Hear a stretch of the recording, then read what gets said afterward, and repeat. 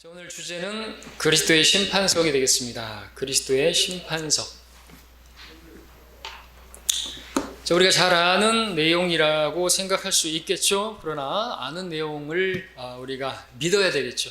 머리로 아는 것이 중요한 게 아니라 믿고 우리가 정말로 그리스도의 심판석을 대비하는 그 날을 바라보면서 살아가는 우리가 되어야 할 것입니다. 럭커 목사님께서는 매일같이 그리스도인들은 그리스도의 심판석을 늘 생각하면서 살아야 한다고 그렇게 말씀을 하셨습니다. 우리가 아는 내용이겠지만 다시 한번 마음에 또 이렇게 마음으로 배우는 그러한 공부 시간이 되기를 바랍니다. 자, 그리스도의 심판석. 그리스도의 심판석에서 심판받는 그 대상은 어떤 대상이죠? 그리스도의 심판석은 그리스도를 영접한, 그래서 구원받은 성도들이 대상으로 그 심판을 받는 그 자리가 그리스도의 심판석입니다. 성경을 우리가 분명하게 이렇게 꼼꼼히 살펴보게 되면 그것을 진리를 고의로 거부하지만 않는다고 한다면 우리가 충분히 그 사실을 알 수가 있습니다. 그리스도의 심판석은 그리스도께서 이 지구상에 통치하시기 이전에 있게 될 것입니다. 그리고 천년왕국 이후에 이제 또 하나의 심판석이 있을 텐데 그 심판, 백보자 심판이라고 불리는 그 심판석이 있죠. 심판석이라고 부르진 않지만 백보자 심판이 있습니다. 그것은 천년왕국 통치가 끝난 이후에 있게 될 것입니다. 그때는 누가 그 자리에 서게 됩니까? 전 인류 역사 가운데서 구원받지 않은 모든 사람들이 그 자리에 서게 될 것입니다. 심판에 그야말로 죄에 대한 심판을 받게 될 것이고, 또 물론 또 이제 왕국 때 그들이 행위로서 구원받게 될 자들도 서게 되겠지만 말이죠. 중요한 것은 이 큰 백보자 심판석과 그리고 그리스도의 심판석, 크게 두 가지로 그 심판석을 나눌 수가 있는데, 그리스도의 심판석은 그리스도인이 서게 될 심판석이다 이죠. 우리가 구원받았다고 해서 아무런 심판이 없는 게 아니라는 거죠. 우리는 죄에 대해서 이제 심판을, 예수님께서 내 죄를 대신해서 심판을 받았기 때문에 내 죄에 대한 심판은 받지 않지만, 그리고 그 죄에 대한 형벌도 예수님께서 죽은 자 가운데 3일 동안 땅의 심장에 가서 우리를 위해서 형벌 당하셨기 때문에 우리는 그 심판의 형벌에서도 자유케 되었지만, 우리가 그렇게 주님을 영접하고 구원받은 이후에 내가 한 일에 대해서는, 이제 그 행위에 대해서는 심판을 받는 것입니다. 그 심판은 우리가 그 심판 이후에 뭐 벌 받는 게 아니라 상을 받는 것이죠. 상을 받는 자리인 것입니다. 그리스도의 심판석, 그것은 베마라고 쓰여지고 있는데, 바로 고린도서 9장에서는 그 시상대가 있는데, 바로 우리가 운동하는 사람들이 그 운동을 마치고 나서, 달리기를 마치고 나서 시상대에 서서 상을 받는 그와 같은 자리가 바로 그리스도의 심판석인 것입니다. 죄에 대한 심판의 자리가 아닙니다. 형벌의 장소가 아닌 것입니다. 자리가 아닌 것입니다. 자, 그리스도의 심판석에서는 아무도 불못에 던져지지 않습니다. 그러나 백보자 심판석에서는 불못으로 많은 사람들이 던져지게 되는 것을 보게 되는 것입니다. 계시록에서 보는 것처럼. 그러나 그리스도의 심판석에서는 아무도 불에 던져지는 게 있긴 하죠. 뭐가 던져지죠? 행한 것들을 던져보죠. 불은 시험하는 것이고 테스트하는 것입니다. 불로써 시험을 하게 되는데, 내가 행한 그 일들이 시험을 받는 것이죠. 그 일이 던져지고 하는 것이지 내가 던져지는 게 아닌 것입니다. 고린도서 3장에서 우리가 보겠지만 내가 한 일들을 시험하는 것입니다. 불에 던져보는 것이죠. 그게 나무나 짚이나 그루터기로 남게 되면, 그것이 그렇게 드러나게 되면 그것들은 다 불타 없어져 버리는 것입니다. 그러나 금이나 은이나 보석은 불타지 않는 것으로 그렇게 대표되는 것들인데, 이것은 주님을 위해서, 하나님의 영광을 위해서, 신성을 위해서 드높이고 찬양하고 경배하고 복음을 전하고 했던 그런 일들은 결코 불타지 않는 것이죠. 영원히 남는 것입니다. 세상도, 세상에 있는 것들도 사랑하지 말라 말씀하시면서 그것들은 다 사라질 것이지만, 하나님의 뜻을 행하는 그 사람, 그리고 그 사람이 행한 일, 그것들은 영원히 사라지지 않을 것이죠. 영원한 영광으로, 영원한 통치로 왕같은 제사장으로서 섬기는 그러한 재료가 되는 것입니다. 근거가 되는 것이죠. 자, 그리스도인들은 여러 가지 심판석이 있는데, 이제 7가지 심판이 있지만 그리스도인들이 서게 될 심판석을 그리스도의 심판석이라고 말합니다. 그리스도인들은 이 심판석에서 자기가 살아있는 동안에, 구원받은 이후에 이렇게 주님을 위해서, 정말 주님을 위해서 한 그 일에 대해서 계산을 하는 것입니다. 어카운트, 회계 하죠. 회개, 여의. 우리가 돌이키는 그 회개가 아니라 계산을 보는 회개, 공인 회계사 할 때 그 회개, 계산을 보는 것입니다. 내가 한 일에 대해서 주님께서 그리고 너 보니까 남았다. 그러면 10성읍을 받기도 하고 5성읍을 받기도 하고 1성읍을 받기도 하고 해서 우리가 왕국 때 그렇게 통치를 하게 되는 것입니다. 주님과 함께 통치를 하게 되는 것이죠. 그 왕국에서의 통치를 위해서 우리가 주님을 섬기는 것이지, 우리가 주님을 잘 섬기고 어긋지게 행하지 않고 죄짓지 않고 그러면은 구원을 상으로 받는 게 아니에요. 구원은 우리가 이미 따놓은 당상이죠. 구원받은 성도들이 이제 주를 위해서 섬길 수 있는 사람들이 되었고, 그 섬김에 따른 그 보상도 하나님께서 주시는 분이시다. 그래서 하나님께서 존재하시는 것과 또 그분을 열심히 찾는 자들에게 보상하시는 분이심을 마땅히 믿어야 한다고 말씀하고 있죠. 구원은 상이 아니에요. 구원은 선물이에요.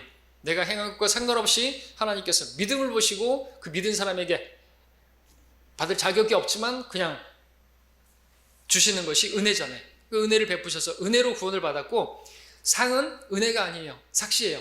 내가 행한 일이 있어야지 삭시를 받는데 그것이 상이라는 것이죠. 그것이 면류관이고 우리가 왕국에서 이제 누리게 될 통치인 것입니다. 많은 사람들이 근데 이 선물하고 상을 구분하지 못하죠. 우리의 그 행위와 그리고 은혜와 이것을 구분하지 못하는 것이죠. 다른 것은 같지 않다라는 것을 올바로 나누어서 공부를 하지 않으니까 모르는 것입니다.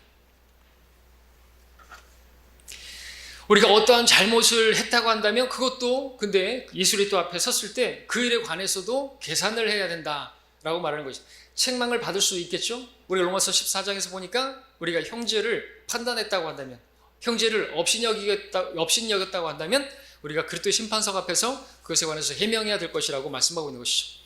만약 내가 주님을 위해서 열심히 뭘 하긴 했어도 교회를 돌아보지 않고 교회의 성도들에 대해서 업신여기고 무시하고 그랬다라고 한다면 그 부분에 대해서는 해명을 해야 되고 그 부분에 대해서는 어카운트를 하는 것입니다.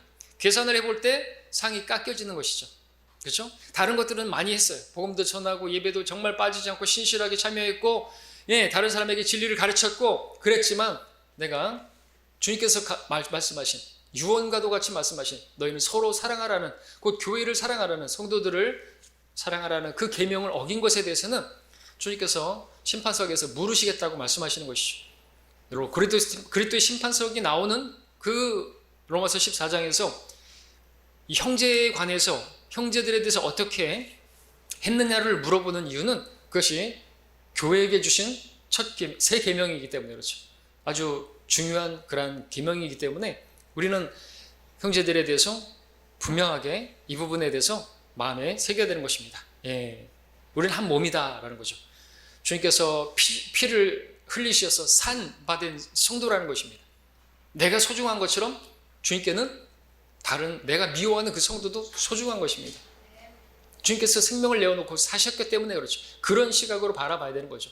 내가 보는 시각에서 꼴보기 싫다고 해가지고 험담하고 비난하고 그러면 안 됩니다. 하나님께서 그를 불쾌하게 여기시고 그것을 죄로 여기시고 그것을 그리스도의 심판석에서는 분명히 물어보실 것이다 말씀하고 있는 것이죠. 자, 그리스도인들은 휴거된 이후에 지상에서는 이제 대환란이 진행되죠. 이제 우리 그리스도의 심판석은 그리스도의 날이라고 말합니다. 그리스도의 날에 우리가 이제 상을 받게 된다고 말하는데, 저 하늘에서 우리는 그리스도의 날에 그리스도의 심판석에 서게 되지만 그때 이 땅에서는 적그리스도의 날이 시작되는 것입니다. 적그리스도의 날, 대환란이 시작되어지는 것이고 그때 많은 사람들이 죽임을 당하게 되고 그의 본격적인 활동으로 인해서 많은 사람들이 그 짐승의 표를 받고 그 짐승의 형상에 절하고 그 이름의 숫자를 받게 된다면 그것은 지옥의 불못에 들어가게 되는 것이죠. 우리는 그 대환란이 시작되기 전에 휴거될 것이고 우리가 들림 받아서 하늘에서 그리스도의 심판석을 이제 치러지게 될 것입니다. 그때 상을 받게 될 것이고 밑에는 재앙이 일어나는 것입니다. 우리는 그때가 오기 전에 한 사람이라도 더 그 대환란에 들어가지 아니하고 지금 이 은혜 시대에 믿음만으로 구원받는 이 시대에 예수님을 영접할 수 있도록 복음을 전하는 그 일을 하는 것이 우리에게 주어진 임무인 것입니다. 자, 이 심판에 대해서, 그리스도의 심판에 대해서 고린도서 3장 그리고 고린도서 5장 10절과 그리고 로마서 14장에 잘 나타나 있습니다. 이 심판은 구원받은 것을 전제로 하는데 구원받은 사람이 구원받은 이후에 행한 그 일에 대해서 불로써 시험하는 심판이다 그랬습니다. 심판의 대상은 거듭난 그리스도인들이고요. 분명합니다. 거듭난 이후에 행위만이 그 심판의 근거가 되는 것입니다. 그 사람을 심판하는 게 아니라 그가 행한 그 일에 어떠한 일인가를 놓고 판단하시는 것이죠. 우리 하나님께서는 마음과 생각과 의도까지도 다 판별하시는 분이시다 그랬습니다. 그래서 그것까지도 판단하시는 것이죠. 그것을 판단하고 그것이 시험의 근거가 되는데 불로써 시험하게 되는데 그 불은 모든 걸 판단하는 거죠. 다 타버릴 것들이라고 한다면 다 타버릴 것이고 남을 것은 남게 되어지는 그런 불 심판이 되겠습니다. 자, 심판의 대상은 거듭난 그리스도인이라고 그랬습니다.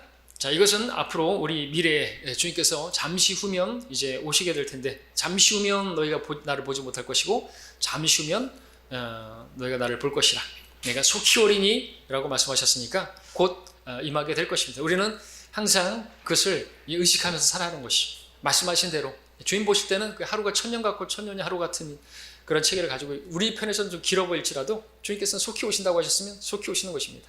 2000년이라 할지라도 이틀밖에 안 되시니까 잠시라고 말할 수 있겠죠. 2000년이 다 지났습니다. 지금 이렇게 유예의 기간을 주고 계시는 거죠. 정말 이렇게 루즈 타임 같은 그런 시간을 주고 계시는 것이다 말할 수가 있습니다. 고린도서 5장 10절에서는 이렇게 말하고 있습니다. 우리 모두가 반드시 그리스도의 심판석 앞에 나아가서 선이든지 악이든지 각자 자기가 행한 것에 따라 자기 몸으로 행한 것들을 받을 것이기 때문이라 그랬습니다. 선이든지 악이든지 그랬는데 우리가 행한 그 선한 일에 대해서 그리고 악한 일이라고 하는 것은 우리가 교회를 돌아보지 않는 거죠. 교회 성도들에 대해서 업신여겼던 그런 일들이겠죠. 그런 것들에 대해서 우리가 행한 것들을 받게 될 것이고 또 깎여질 것들은 잃어버리게 될 것이죠. 우리가 쌓아놓은 상을 잃어버리지 말라고 말씀하셨는데 죄도 그렇지만 가장 큰 것은 형제를 미워하는 것이죠. 업신여기는 것이죠.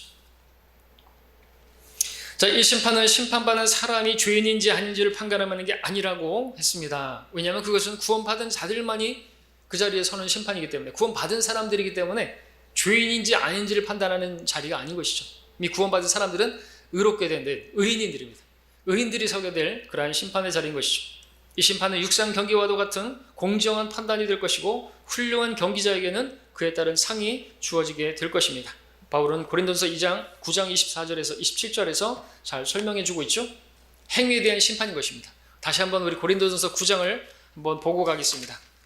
우리 지지난주인가요? 그래서 사도 바울이 정말 열심히 주님을 위해서 달렸는데 많은 사람들이 또 그 구구절을 가지고 그가 구원을 위해서 개혁성경처럼 자기가 육체를 쳐서 복종시키는 것은 자기가 버림을 당하지 않기 위해서 그렇게 한다고 하니까 버림당한다는 것이 다시 구원을 잃어버리고 지옥 간다는 것으로 이해를 하는데 문맥을 보지 않으면 안 되죠. 성경은 문맥을 통해서 봐야 되는데 문맥은 상과 관련된 것이지 구원과 관련된 게 아닌 것입니다.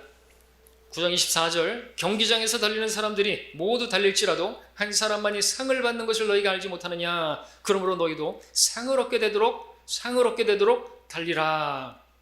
이기려고 애쓰는 사람은 누구나 모든 일에 자제하나니 이는 이제 그들은 썩어질 면류관을 받으려 하지만 우리는 썩지 않을 면류관을 받고자 함이라.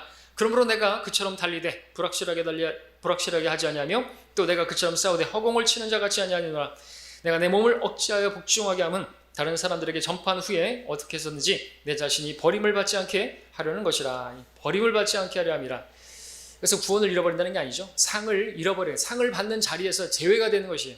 그리고 이 땅에서 내가 내 마음대로 내가 먹고 막 마시고 그래서 살이 뚱뚱해지고 뭐 그렇게 당뇨병이 생기고 그렇게 되면 어떻게 돼요? 사역에서도 버림당하는 거죠. 그럼 그 자리를 다른 사역자에게 줘야 되는 거죠. 하나님께서 더 이상 쓰실 수가 없는 것이에요.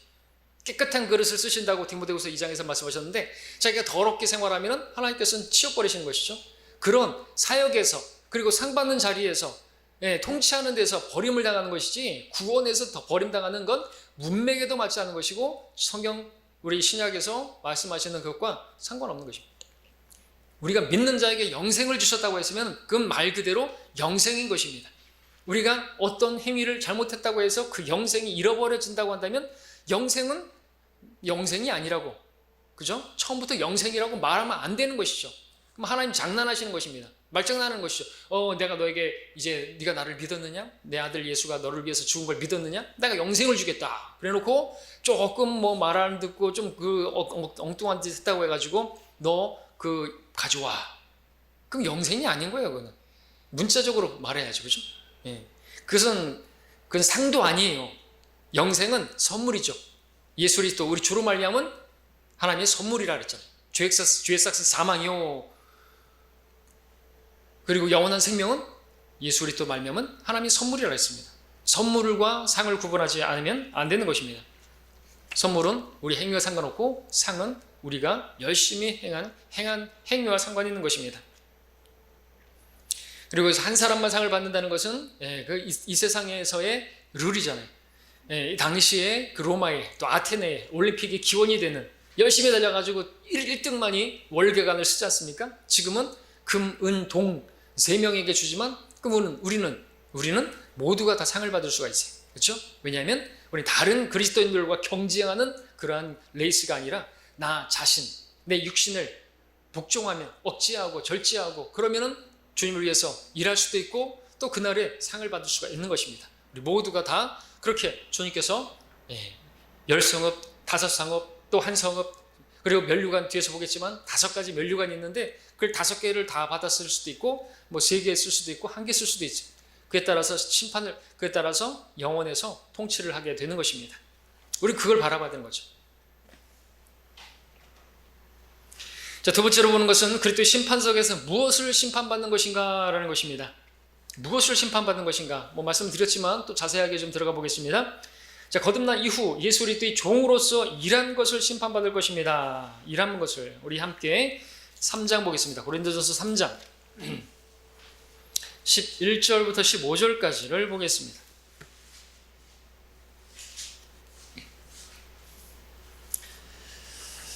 자, 이 닦아놓은 기초 외에 아무도 다른 기초를 놓을 수 없나니 이 기초는 예수 그리스도시라. 자, 기초가 마련됐습니다. 이 기초는 예수 그리스도라고 말하고 있습니다.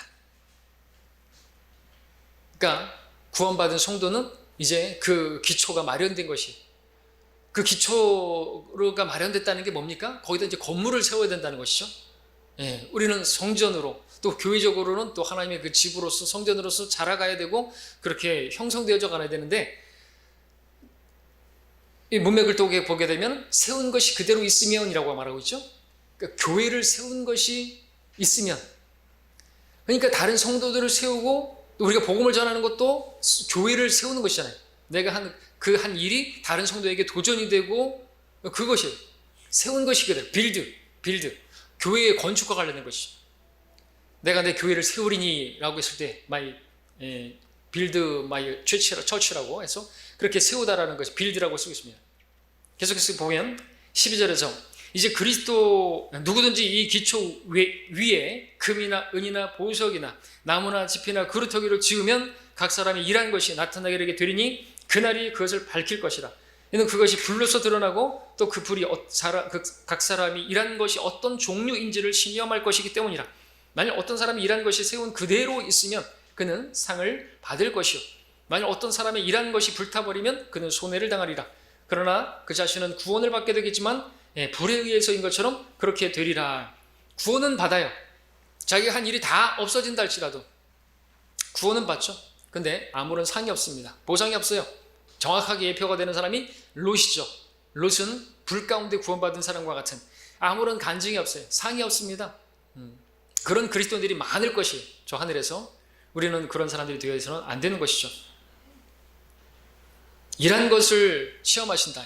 일한 것이 시험되는 것이죠. 그것이 불에 던져지는 것이죠. 그래서 세운 것이 그대로 있다. 우리가 이 교회, 여기서 말하는 것은 교회를 말하는 거죠. 그리고 이제 16절, 17절에서는 하나님의 성전인 바로 우리 몸에 대해서 말하고 있고요. 또 성경은 우리가 이 하나님의 집, 성전을 또 하나님의 교회라 말하고 있습니다. 진리의 기둥과 터전이라고 말씀하셨습니다. 이 교회를 세우는 것이 예배하는 것, 내가 예배하는 것 자체가 다른 성도들을 세워주는 것이죠. 쉽게 말해서 내가 예배를 게을리하고 예배를 빰 빼먹고 한 사람 빠지는 거 문제가 안 되는 것처럼 보이지만 그것이 다른 성도들에게 영향을 미치는 것이죠. 그럼 교회를 세우는 것이 아니에요. 근데 육신을 위해서 나 그냥 오늘 놀러 갈래, 날씨도 좋은데 그런 식으로 계속하면 성도들이 다 영향을 받는 것이에요. 나 하나쯤이야 하고 그러면 교회가 세워지는 게 아닙니다. 교회를 약과시는 것이죠. 지금 말씀하셨죠? 나와 함께 모으지 않는 자는 흩트리는 자니라고. 나와 함께 하지 않는 자는 나를 반대하는 자리라고. 중립지대가 없는 것입니다. 내가 내 마음대로 산다 했는데 그렇게 살아야죠. 그러면 아무런 상이 없는 것입니다. 근데 주님께서 그렇게 살라고 우리를 구원하신 것입니까? 구원은 받았어요. 그렇게 나를 구원하셨으면 그 사랑에 감동해서 우리가 주님을 자원해서 섬겨야 되는 것이죠. 그리고 우리는 주님 만나게 될 텐데, 여러분 추석이면은 이제 자녀들이 고향에 내려가가지고 부모님에게 선물도 준비하고 또 부모를 위해서, 그러니까 자기가 이제 타지에서 열심히 일한 것에 대해서 내가 어떻게 했고 진급도 했고 이런 것들 저런 것들을 이야기하지 않습니까? 자랑하지 않습니까? 우리도 주님 앞에 갔을 때 그걸 자랑해야죠. 주님, 제가 이런 일도 했고 저런 일도 했는데요, 한번 시험해 보시죠. 그리고 딱 던져지게 됐을 때 남아야죠. 다 타버리게 되면 나도 민망하고 주님도 민망하시겠죠. 상을 주실 수 없다고 한다면 상을 주시고 싶어 하시는 분이신데 얼마나 부끄럽겠습니까? 그 은혜를 아는 도마에게 옆구리를 보여주시면서 손을 넣어보라고 하시고, 내 너를 위하여 피 흘려 너를 구원했는데 넌 나에게 무엇을 주느냐, 나를 위해서 한 일이 무엇이냐고 물으신다고 한다면 우리는 여기 있습니다 하고 보여드릴 수 있어야죠. 그렇죠? 우린 본향으로 돌아갈 사람들이잖아요. 고향에 내려간 자녀들이 부모에게 그렇게 하는 것처럼 뭔가 맺은 열매가 있어야 되는 거예요. 아무것도 없고 육신을 위해서 살았다, 죽은 육신을 위해 살았다, 그것은 다 불타 없어져 버릴 거죠. 왜? 육신은 죽은 것이기 때문에. 나무나 짚이나 그루터기는 다 죽은 것을 상징하고 있습니다. 죽은 육신을 위해서, 나를 위해서 살아는 것이에요. 교회를 섬기는 것도 나를 위해서, 내가 다른 성도들보다 믿음 좋다 이런 것을 드러내기 위해서 뭘 했다, 다 죽은 것들입니다. 육신을 위해 산 것이기 때문에 불타버릴 것이죠. 그래서는 안 된다고 성경은 우리에게 가르쳐주고 있고, 우리가 가르침 받은 대로 그렇게 행해야 되는 거죠.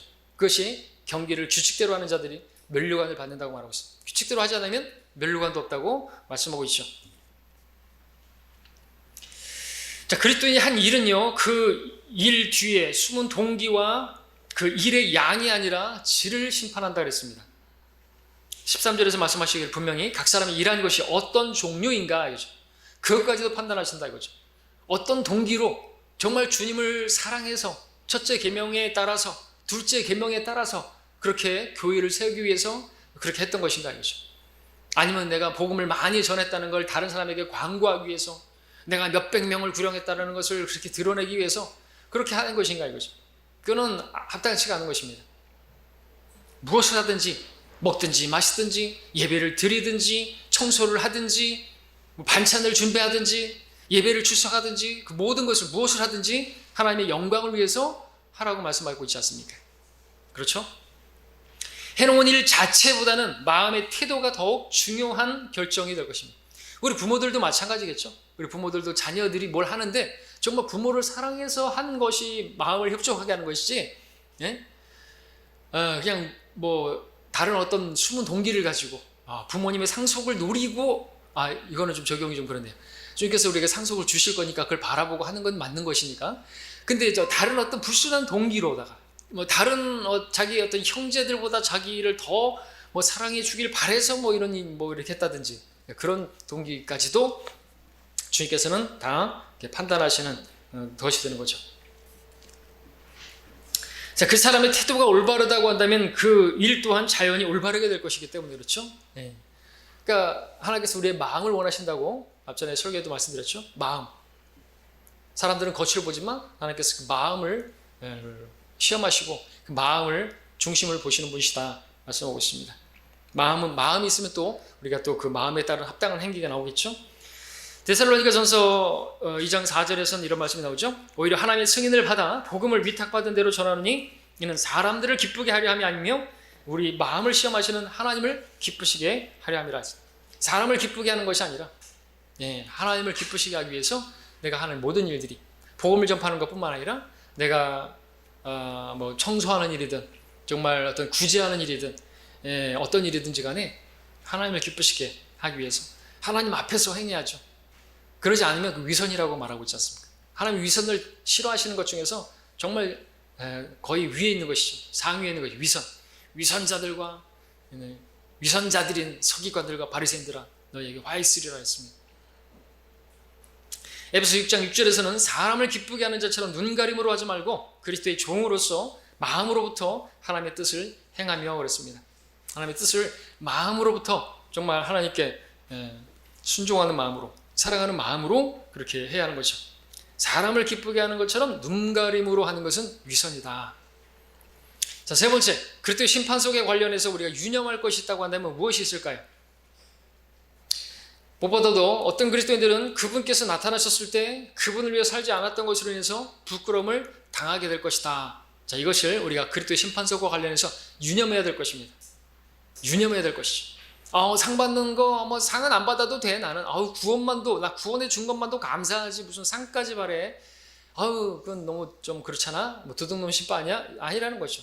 상을 주실 것을 마땅히 믿어야 된다 그랬고, 그 믿음, 하나님께서 우리 체질을 아시기 때문에 상도 주시겠다고, 영광을 주시겠다고. 그래서 우리가 고난을 당하겠지만 그 고난만 입고 그냥 만다고 한다면 우리가 고난을 왜 당하겠습니까? 그러나 그 고난이 영광의 그 비중을 이뤄간다고 한다면 우리는 능히 고난을 당할 수가 있지 않겠습니까? 너무나 우리를 더 잘하시는 하나님께서 그래서 상도 예배해 주신 것이니까 상을 위해서 좀 섬기는 것은 불순한 동기가 아닌 것입니다. 그렇죠? 그런데 상을 받지 못하면 그것으로 끝나는 것이냐? 아니라는 것이죠. 수치를 당하게 되는 거죠. 주님 앞에 면목이 없겠지 않습니까? 요한서 2장 28절에서 어린 자녀들아 이제 그분 안에 거하라. 이는 그가 나타나실 때 우리가 담대함을 가지며 그가 오실 때 그의 앞에서 수치를 당하지 않게 하려 함이라. 로커 목사님 그린 그림의 아포칼립스 그림에 그 그리스도의 심판석 앞에 불이 있고 자기가 행한 것이 다 없어져 버리는 불 앞에 어떤 한 그리스도인이 아주 민망하고 어쩔 줄 몰라 하는 그 모습의 그림이 있어요. 참 잘 그리셨죠. 바로 그런 모습으로 우리가 발견되어서는 안 되겠죠. 수치스러운 모습입니다.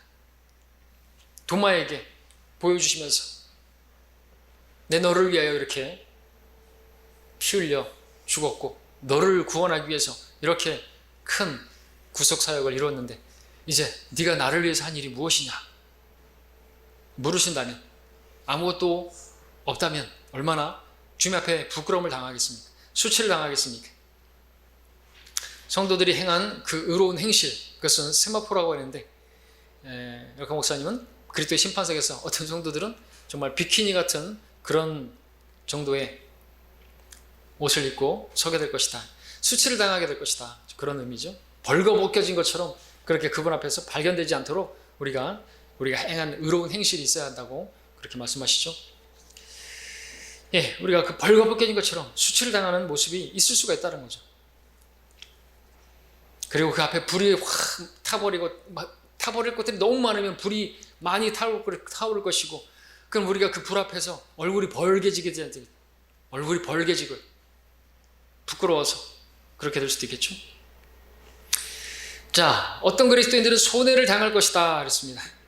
그들의 행위가 영원한 것이 아니라 일시적인 것이었기 때문에 그렇습니다. 손해를 당하는 것입니다.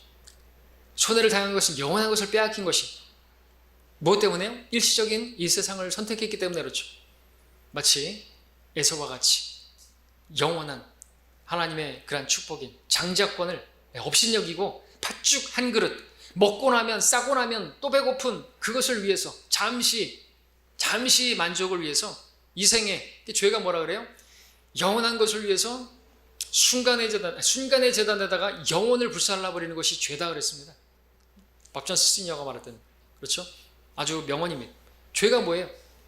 순간이라는 것을 위해서 영혼을 불살라버려요. 순간이라는 재단에 영혼을 불살라버려요. 순간적인 그 팥죽 한 그릇을 위해서 영원한 장자권을 바꿔버리는 것이다.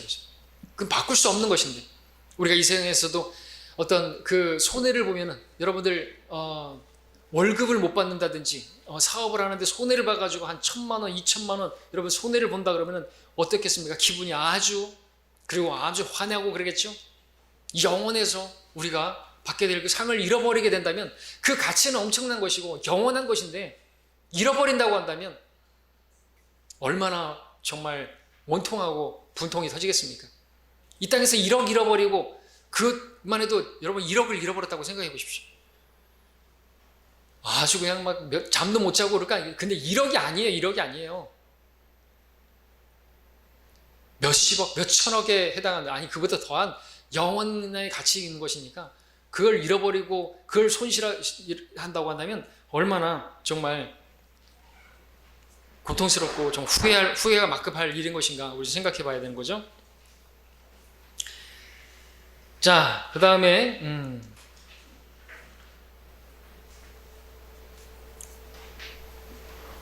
세 번째, 그 동그라미 3번에 예수 그리스도를 위해 살지 않고 죄 가운데 살았기 때문에 상을 잃어버리는 것이다 그랬습니다.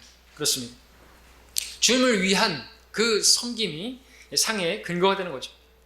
죄를 지으면 상을 잃어버리게 되는 것입니다. 우리 모두가 그리스도의 심판석 앞에 나아가서 선이든지 악이든지 각자가 자기가 행한 것에 따라 자기 몸으로 행한 것들을 받을 것이기 때문이라. 고린도서 5장 10절입니다. 갈라디아서 6장 7절에서는 속지 말라, 하나님은 우롱당하지 아니하시느니라. 사람이 무엇을 심든지 그대로 거둘 것이기 때문이라 그랬습니다. 하나님께서는 반드시 행한 대로 갚아주시는 것입니다. 구원은 우리 행한 것과 상관없이 그렇게, 그러니까 구원 받은 그 성도들은 이제 구원에 대해서 생각할 게 아니고 내가 그 행한 것으로 구원을 얻으려고 생각하지 말고 정말 행하고자 한다면 상을 위해서 행하라는 것이죠. 그리고 그런 엄청난 사랑을 받았다고 한다면 그 심장이 마비가 되어 있지 않나 한다면 주님을 위해서 살아야죠. 여전히 육신을 위해서 살면 안 되죠. 여전히 구원받기 전처럼 그렇게 내가 좋아하는 것만을 위해서 살아간다 한다면 그 사람은 심장이 잘못된 사람이겠죠. 그렇죠? 은혜를 모르는 배은망덕한 사람이 되겠죠. 그 주님 만나게 될 사람으로서 영원히 주님과 함께 볼 사람으로서 우리가 생각하고 살아야 될 것이죠. 그것이 바로 그리스도의 심판석인 것입니다. 자, 네 번째로 볼 것은 이제 누가 예수 그리스도의 참된 종이고 누가 신실하지 못한 종인지는 반드시 드러나게 될 것입니다. 언제요? 그리스도의 심판석에서. 이 점과 관련해서 우리가 기억해야 할 두 가지 원칙이 있다고 한다면 첫 번째는 다른 사람뿐만 아니라 나 자신, 내 삶에서도 겉으로 드러나는 것에 대해서 우리가 속지 말아야 한다는 거죠. 많은 사람들이 겉모습만 주님의 종인 것처럼 그렇게 보일 뿐인 것입니다. 자, 조영기 목사가 14일에 죽었죠? 구원 받았을까요? 그가 예수님을 영접했다고 한다면 구원 받았죠? 그리고 주님 앞에 갔을 것이에요. 이제 진짜 조영기 목사가 진짜 종인지 하나님의 종인지 아닌지는 그리스도 심판석에서 이제 심판 다 받았겠지만 올라가 보면 알겠죠. 하나님 앞에 섰을 때 이제 알게 되겠죠. 우리들도 마찬가지라는 거죠. 누구를 판단할 게 아니라 우리 자신도 마찬가지죠. 내가 주님 앞에 섰을 때 지금 내가 하나님 앞에 내가 정말 신실한 참된 종이었는 것인가, 아니면 악하고 게으른 종이었던 것인가, 위선적인 종이었는 것인가, 그것은 반드시 드러나게 될 것이에요. 속일 수가 없다는 거죠. 지금 내가 위선적으로, 내가 지금 악하고 게으르고 그러고 살았다면 그날에 주님 앞에 반드시 그렇게 드러나게 될 것이죠. 왜냐하면 심은 대로 거둘 것이고 그대로 받을 것이기 때문에 속지 말아야 하고 속이지도 말아야, 나 자신을 속일 수는 없는 것이죠. 속이지 말아야 되는 것입니다. 저도 여러 번 여러분들에게 잘 보이기 위해서 뭘 하고 그건 위선이지 않습니까?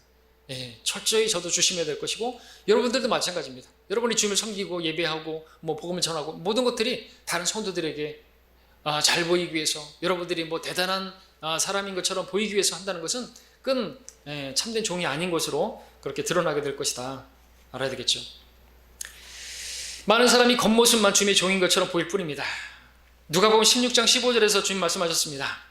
주께서 그들에게 말씀하시기를 너희는 사람들 앞에서 스스로 의롭다고 하는 자들이지만 하나님께서 너희 마음을 아시느니라. 이는 사람들 가운데서 크게 높임을 받는 것이 하나님 보시기에 가증스러움이라 그랬습니다.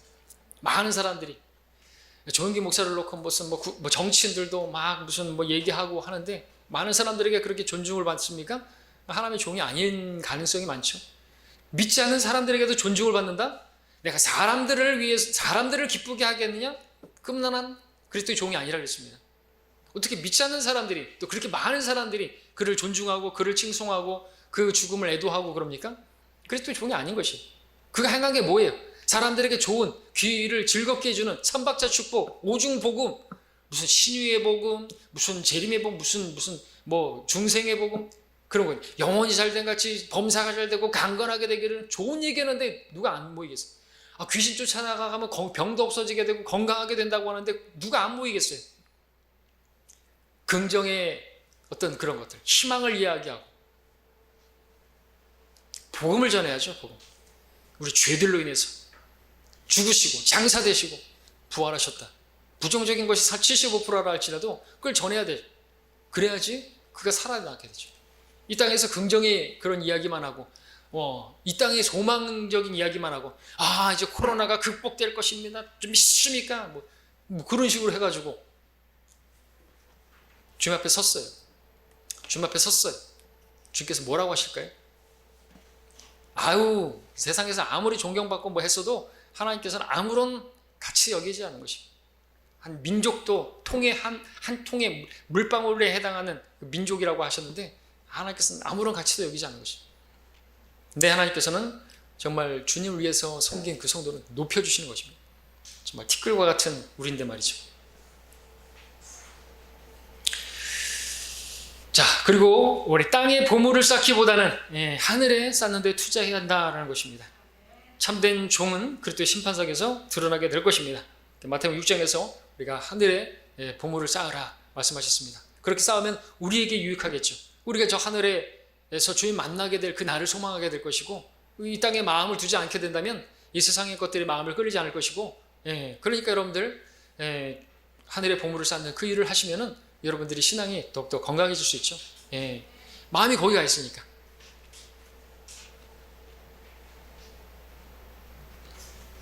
골로새 3장 1절에서도 우리가 살아났으면 위에 있는 것들을 구하라 그랬습니다. 살아난 자들이죠. 우리는 우리의 마음을 땅에 있는 것들에 두지 말고 영광 가운데서 나타나실 그분 앞에서 우리가 받게 될 상을 바라보라 말하고 있습니다. 자, 다섯 번째로 이제 예수님께서 예수 그리스도를 신실하게 섬긴 자들에게 주어지는 5가지 면류관을 보겠습니다. 5가지 면류관. 시간 관계상 간단하게 의의 면류관. 의의 면류관은 누가 받는 것인가? 예수님의 오심을 사모하는 자들에게 주어진다. 이후로는 나를 위하여 의의 면류관이 마련되어 있어 의로운 재판관이신 주께서 그날에 그것을 내게 주실 것이며 나뿐만 아니라 그의 나타나심을 사모하는 모든 사람에게도 주실 것이라. 주님 오심을 사모하는 성도들에게. 성경은 계시록 22장 20절에서 그러하옵니다. 주 예수여 오시옵소서라고 마치고 있습니다. 그러니까 주님 오심을 이렇게 사모하는 성도들은 의의 면류관을 받게 되는 것입니다. 근데 이 의의 면류관을 받을 수 있는 성도는 다른 면류관도 받을 수 있다고 여겨질 수 있죠. 그렇게 주님의 오심을 사모하는 성도가 자신의 육신을 그렇게 막 자기를 위해서 살고 막 그러지 않겠지 않습니까? 그렇죠? 그러니까 썩지 않은 면류관도 받을 것이고 또 이게 복음을 전할 것이니까 우리가 자랑의 면류관, 기쁨의 면류관도 받게 될 것이고 그러지 않겠습니까? 그러니까 의의 면류관, 주님 말로만 그냥 주님 오시옵소서, 기도 끝날 때 다시 오실 예수님의 이름으로 기도합니다. 이렇게만 한다고 해서 의의 면류관을 주어지는 것은 아니죠. 정말로 그리스도 안에서 경건하게 살고자 하는 박해를 받게 될 것이고 그 박해 가운데서 이 땅에 소망이 없는 성도들은 주님 오심을 정말 소망할 수밖에 없는. 우리 세상을 보게 되면 소망이 없지 않습니까? 그러니까 더욱 진정으로 이렇게 기도할 수 있어야겠죠. 그런 사람에게 주어지는 거죠. 생명의 면류관, 순교자가 받는 면류관이다. 계시록 2장 10절에서 너는 고난받게 될 일을 전혀 두려워하지 말라. 보라 마귀가 너희 중에 몇 사람을 감옥에 던져 시련을 당하게 하리니 그러면 너희가 열흘 동안 환난을 받으리라. 죽기까지 신실하라. 그러면 내가 내게 생명의 면류관을 주리라. 야고보서 1장 12절에서는 시험을 견뎌내는 자가 또한 이 생명의 면류관을 받게 될 것이다 라고 말씀드렸는데 시험을 견뎌내는 사람, 정말 죽기까지 주님을 부인하지 않는 그런 사람들, 그 사람들은 한마디로 또 말하면 주님을 사랑하는 사람들이겠죠. 그래서 주께서 자기를 사랑하는 자들에게 예비하신 생명의 면류관이라고 야고보서에서 말하고 있죠. 그러니까 정말 주님을 사랑하는 그 사랑이 모든 시련도 이기고 모든 시험도 이기고 모든 것을 견디니까 사랑이, 그 하나님 사랑하는 사람이 바로 이 면류관을 받을 수 있는 것이니까 의의 면류관도 정말 주님을 사랑하는 사람이 받는 거 아니겠습니까? 단지 오시기를 바라고 그것만이 아니라 그래서 첫째 계명을 이루면, 그죠? 하나님을 사랑하면 5가지 면류관 다 받을 수가 있어요. 목사가 아니라 할지라도 받을 수 있어요. 5가지 면류관에서 마지막에 나오는 영광의 면류관은 목자가 맞는 면류관이라고 그랬죠? 베드로서 5장 4절에서 그리하여 목자장에 나타나실 때 너희가 시들지 않은 영광의 면류관을 받을 것이라 그랬는데 양을 먹였다. 여러분 자매님들도 마찬가지예요. 자매님들도 여러분 자녀들을 잘 양육했다. 받을 수 있다고 봅니다. 그죠? 목사만 받는다? 선교사들도 받겠죠. 왜? 선교사들도 선교 가가지고 양들을 먹였으니까. 양들을 먹였다. 그럼 받는 것이에요. 그 양을 먹인 게 목자니까요. 그리고 선교지에 갔는데 예전에는 이제 그 형제가 없어서 그 자매가 그렇게 가르쳤다, 양들을 가르쳤다, 먹였다. 그러면 그 자매님들도 받을 수 있죠. 하늘나라에서는 더 이상 자매님이 아니니까, 그죠? 형제로 바뀌니까 다 하나님의 아들들이니까. 그래서 이 5가지 면류관은 다 모든 성도들에게 열려 있는 면류관이다라고 볼 수가 있겠죠. 차별 없으신 분이니까, 그렇죠? 영광의 면류관, 목자들만이 아니라 목사들만 받는 게 아니라 양을 먹인, 목자장이 나타나실 때 정말 이렇게 더러운 이익을 위해서 하지 않고 그랬다고 한다면 받게 될 것이다. 여겨집니다. 세 번째 면류관은 뭡니까? 썩지 않을 면류관. 아까 우리 고린도서 9장에서 봤던 것처럼 썩지 않을 면류관. 자신의 모든 일에서 절제하는 것이, 육신을 억제하고 내 마음대로 먹고 싶은 건 막 먹고 그렇게 하지 않고 또 그런 죄의 유혹에 넘어지지 않고 그렇게 했다고 한다면 썩지 않을 면류관을 받게 될 것이죠. 네 번째, 기쁨의 면류관, 또는 자랑의 면류관이라고 말할 수 있죠. 구령자가 받는 면류관이라고 합니다. 데살로니가서 2장 19절에서는 우리의 소망이나 기쁨이나 자랑의 면류관이 무엇이냐, 기쁨이나 자랑의 면류관이 무엇이냐, 기쁨의 면류관이라고 부를 수도 있겠고 자랑의 면류관이라고 부를 수 있겠죠.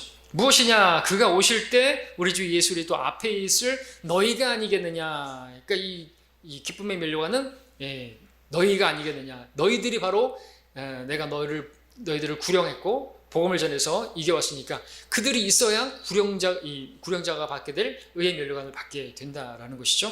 그래서 이 빌립보서 4장 1절 같은 경우에서도 나의 참으로 기쁨이요 면류관인 이라고 말하면서 빌립보 성도들을 바울이 말하고 있지 않습니까? 그러니까 기쁨의 면류관은, 자랑의 면류관은, 그리고 주님 앞에서 이게 왜 기쁨의 면류관이냐 하니까 누가복음 15장 7절에서는 누군가가 구원을 이 땅에서 받으면 저 하늘에 천사들의 면전에 기쁨이 있다고 했으니까, 그래서 기쁨의 면류관이라고 불리는 것이죠. 그래서 이 땅에서 뭐 어떤 일이 벌어지고 뭐 그래도 저 하늘에서 기뻐하는 일이 있을까요? 코로나가 이렇게 뭐 정복이 됐다, 코로나 백신이 뭐 만들어졌다, 그러면 저 하늘에서 기뻐할까요? 아니면 뭐 우리나라가 평화의 통일이 됐다, 이걸 기뻐할까요? 그런 것보다 하나님께서 제일 기뻐하시는 건 뭡니까?